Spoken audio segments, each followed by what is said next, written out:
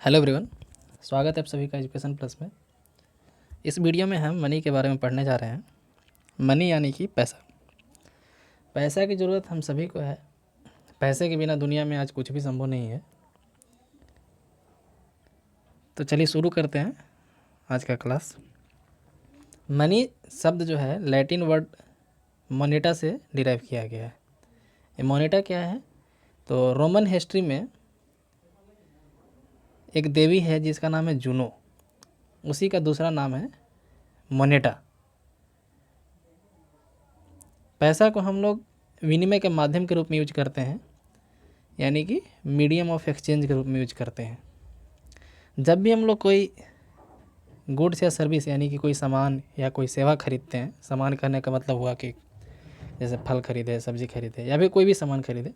Service करने का मतलब जैसे कोई टीचर पढ़ाते हैं, आर्मी मैन रक्षा करते हैं, प्लम्बर, इलेक्ट्रीशियन और भी कई तरह के जॉब है जो हम लोग को सामान नहीं देते हैं बल्कि वो सर्विस देते हैं।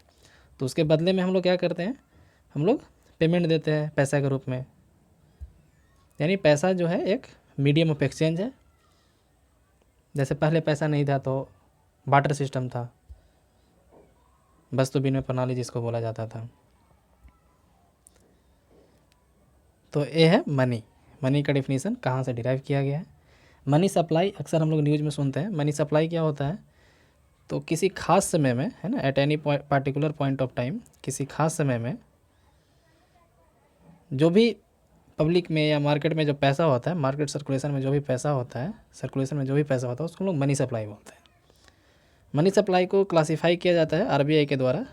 आरबीआई उसको 5 पार्ट में क्लासीफाई करते हैं, 4 नहीं 5 होगा।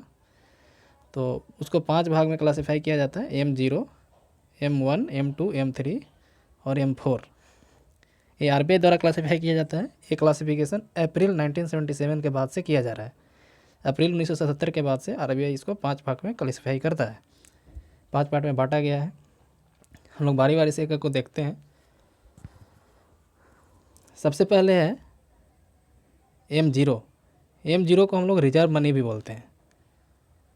रिजर्व मनी या फिर high powered money, base money ऐसे बोला जाता है। M0 में क्या क्या शामिल किया जाता है? तो करेंसी इन सर्कुलेशन, जो भी सर्कुलेशन में जो करेंसी है, plus bankers deposit with RBI, बैंकों का आरबीआई के पास जो डिपॉजिट है उसको, ये दोनों को जोड़ करके, है ना, और अदर डिपॉजिट से आरबीआई, ये तीनों को मिला करके हम लोग M0 बोलते हैं। ये मॉनेटरी बेस होता है किसी भी इकॉनमी के लिए, किसी भी कंट्री की इकॉनमी के लिए ये मॉनेटरी बेस होता है। नेक्स्ट है नैरो मनी। नैरो मनी क्या है? तो करेंसी विद पब्लिक, पब्लिक के पास जो करेंसी है, plus demand deposit banking system. देखिए, डिपॉजिट जो होता है 2 तरह का होता है। एक होता है टाइम डिपॉजिट, एक होता है डिमांड डिपॉजिट। तो टाइम डिपॉजिट क्या होता है कि एक खास टाइम के बाद आप निकाल सकते हैं। जैसे आज पैसा जमा कर दिया तो 5 साल के बाद, 10 साल के बाद या 2 साल के बाद। यानी कि बैंक और कस्टमर के बीच में एक पहले से एग्रीमेंट होता है कि आप इतने समय के बाद ही पैसा निकाल सकते हैं, तो होता है टाइम डिपॉजिट। और डिमांड डिपॉजिट क्या होता है कि पैसा कस्टमर जमा किया और जब उसका मन करेगा वो एटीएम लेकर के जाएगा या फिर फॉर्म लेकर के जाएगा और पैसा मांगेगा बैंक से। तो यानी M1 में क्या क्या शामिल किया जाता है? Currency with public plus demand deposit with banking system. Banking system में जो भी डिमांड डिपॉजिट है और करेंसी जो है पब्लिक के पास, वो दोनों को ऐड करके हम लोग M1 निकालते हैं। इसको नैरो मनी भी बोला जाता है। इसको हम लोग नैरो मनी भी बोलते हैं। नेक्स्ट है M2। M2 क्या है? तो M1 plus saving deposit, M1 plus saving deposit of post office saving bank. यदि M1 में हम लोग पोस्ट ऑफिस का जो सेविंग डिपॉजिट है उसको ऐड कर दे तो M2 आएगा। नेक्स्ट है M3। M3 क्या है? तो M3 को हम लोग ब्रॉड मनी भी बोलते हैं। M3 को हम लोग ब्रॉड मनी भी बोलते हैं। M3 में क्या क्या आता है? तो M1, यहाँ जो M1 है, प्लस टाइम डिपॉजिट। जैसे पहले बताया था, टाइम डिपॉजिट का मतलब क्या होता है कि कस्टमर जो है एक फिक्स टाइम के बाद ही पैसा निकाल सकता है, तो इसको हम लोग ब्रॉड मनी बोलते हैं। इसमें क्या क्या आता है? तो M1 plus time deposit with banking system. Next M4। M4 में क्या आता है? तो M3 plus all deposit with post office saving. ध्यान दीजिएगा, M2 में क्या था? सेविंग डिपॉजिट, और M4 में क्या? ऑल डिपॉजिट, है ना। M2 में था कि M1 प्लस सेविंग डिपॉजिट और पोस्ट ऑफिस सेविंग बैंक्स, और M4 में M3 plus all deposit with post office saving banks. तो हम लोग एक एक करके देखें, M0, M1, M2, M3, M4। ये आरबीआई के द्वारा क्लासीफाई किया जाता है और अप्रैल 1977 के बाद से क्लासीफाई किया जा रहा है।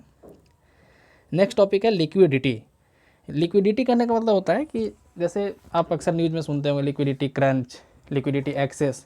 तो कहने का मतलब क्या होता है कि लिक्विडिटी क्रंच यानी पैसा का कमी, लिक्विडिटी एक्सेस यानी पैसा ज़्यादा हो गया। न्यूज़पेपर में अक्सर ये वर्ड सुनने को मिलता है। लिक्विडिटी करने का मतलब क्या होता है कि कोई ऑब्जेक्ट को हम लोग कितना जल्दी पैसा में कन्वर्ट कर सकते हैं, जो जल्दी जितना जल्दी मार्केट में बिक सकता है, जितना जल्दी उसके बदले पैसा मिल सकता है, उतना ही ज़्यादा लिक्विड है। जैसे मान लीजिए किसी एक आदमी के पास चावल है और दूसरे आदमी के पास कोई गोल्ड है, सोना है, तो चावल जल्दी बिकेगा सोना के मुकाबले, क्योंकि चावल की ज़रूरत सबको है और सोना की ज़रूरत किसी खास आदमी को है, या फिर कोई खास दुकान में ही बिकेगा। चावल कोई भी खरीद सकता है, यानी कि चावल जो है गोल्ड के मुकाबले ज़्यादा लिक्विड है। सबसे ज़्यादा लिक्विड क्या है? तो करेंसी, क्योंकि हम लोग पैसा में ही तो बदलते हैं। जैसे लिक्विडिटी की डिफिनीशन में हम बताएं अभी कि liquidity means how fast an instrument can be converted into cash, कितना जल्दी कोई ऑब्जेक्ट जो है कैश में हम लोग बदल सकते हैं, और लिक्विडिटी है, यानी कि पैसा सबसे ज़्यादा लिक्विड है। लिक्विडिटी जो है हम लोग इसमें यदि देखें M1, M2, M3, M4 में, तो M1 सबसे ज़्यादा लिक्विड है। M1 जो है सबसे ज़्यादा लिक्विड है और M4 सबसे कम लिक्विड है। यानी हम लोग ऊपर से नीचे यदि आते हैं, ऊपर से नीचे आते हैं तो लिक्विडिटी घटता है, और नीचे से ऊपर जाते हैं तो लिक्विडिटी बढ़ता है। तो है लिक्विडिटी, यानी कि M1 जो है सबसे ज़्यादा लिक्विड है और M4 सबसे कम लिक्विड है। आशा करता हूँ आप इस टॉपिक को समझ गए होंगे। और कौन सा दूसरा टॉपिक पे आप लोग वीडियो चाहते हैं कमेंट सेक्शन में बताएं।